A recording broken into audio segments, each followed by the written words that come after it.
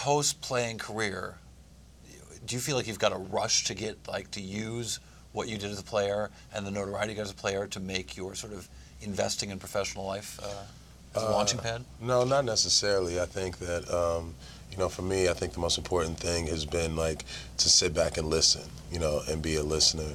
And, for the first, 3 years, just really listen and absorb as much as you can to figure out what you want to do. The good thing is we have social media, and so you can activate your brand, at any moment in time. And the NBA has been great about, how they share the content, with retired players and things like that. What is your brand post, great point guard, right? It's more like, post one of the best dunks ever.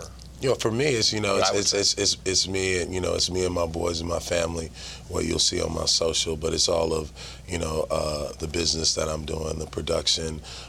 You see that in the daily fabric of my life, and so whether I'm picking up my kids from school or I'm going to the office, working on the George Gervin documentary, that's coming. Right. You see all those aspects of life, as well as, as a committee and as a team. It allows you to have more freedom to really rely on other people when you sit back and listen. So it strikes me that you work your whole life to become a great college player, maybe, or get to college, and you work even harder to get to the league, and then you're in the league and you work so hard at this thing, and then when that thing is over, how do those skills apply towards building you're building a media company now, you're doing a conference now, but what's the skill set that you developed as an athlete that translates into a post-athletic life? Well, for me, it's always been, using basketball as a resource and a tool for understanding business. And so, as a point guard, being the master connector.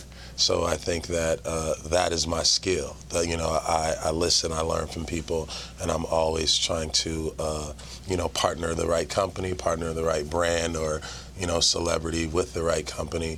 And so I'm just always looking for opportunities for other people, the same way I would on the court, looking for opportunities for, somebody to get an easy bucket. That's interesting. So, all right, so talk to me about this conference business. Why conferences, and what are you trying to achieve there? So for me, it was, looking at, having a company going out on this carousel of, city to city, this tour of raising funds. And it was, it's one, tough for an athlete. And then, Why? people, just because you have to get people out of the notion that, hey, I don't play anymore, I'm here for business, right?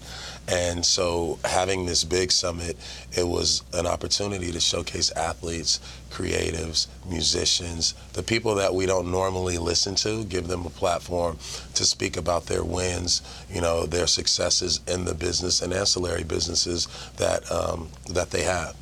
And start to pair that with, VCs and influencers and people in the financial space, right, to really start to bring about a real networking and education forum where we can all have an opportunity to, to build and learn from each other and help each other out. An AllStar Weekend, I can't convey to people what AllStar Weekend is like, but it is this gathering of a certain group of people. And people, last time I saw you was at AllStar last year. Absolutely. For years. Yeah. But people come together for this event. Well, it's like a brotherhood, and but more importantly, like the entire AllStar Weekend is really like your family reunion. Right. And so, you have the business family, which is the NBA, who takes care of everything. You have the players, who are like, the star kids coming home. Everybody wants to see, but there's so many great companies. There's so many great brands and great brand partnerships, right, with the NBA and players. It's almost an opportunity for everybody to get together to talk about what the next rollout of the year is going to look like, what the next AllStar Weekend is going to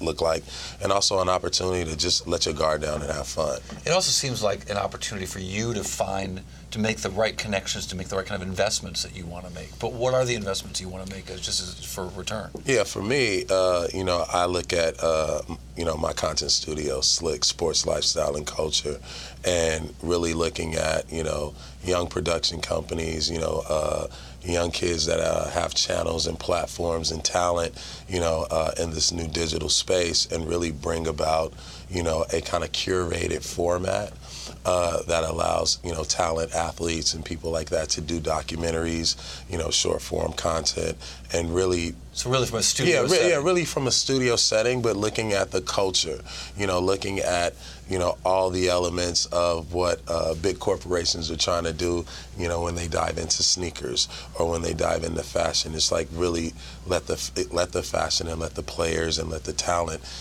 talk about who they are. And I think that's what we're building with our studio. So we're looking at production companies, we're looking at partnering with other athletes, other artists to tell their stories and really being a vessel and a vehicle and an outlet for them to be, to be able to make those stories and those pieces of content happen. Right here in LA. Right in LA. Baron Davis, thank you very much. Thank you.